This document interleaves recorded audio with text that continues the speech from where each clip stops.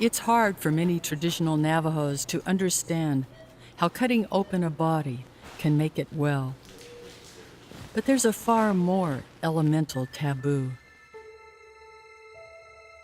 Lori was in medical school at Stanford University when she faced her first autopsy. But as she well knew, Navajos do not touch the dead, ever. They come on tables in zipped up black bags, just to give you the graphic sense of it. I had to eventually pick up the knife and make an incision and dissect this person who was not a person anymore. And it was hard. What I said to myself was, if I don't do this, I will not become a physician. And if I do become a physician, I may be able to take care of thousands of patients. I may be able to save hundreds of lives. After graduation, Lori returned to New Mexico, where she did save lives. But somehow, her medical knowledge seemed inadequate. I had been trained to be a good doctor, she writes in her book, but not a healer. So I went back to the healers of my tribe to learn what a surgical residency could not teach me. At the door of the Hogan, the medicine man has placed his altar. In documentary films made when her father was a child, Navajo traditions were often portrayed as superstitions. Now, Lori began to see it all with new eyes.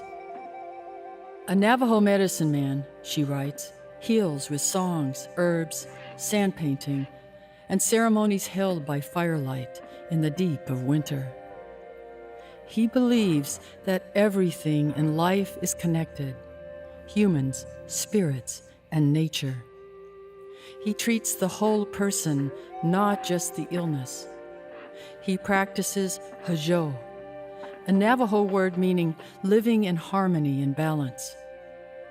How could she, a woman trained in modern medicine, practice Hajo to help her patients? As I kept going, I found that the more that I respected them, the more that I listened, the more that I tried to shape things in ways that were more comfortable for them, the better things went.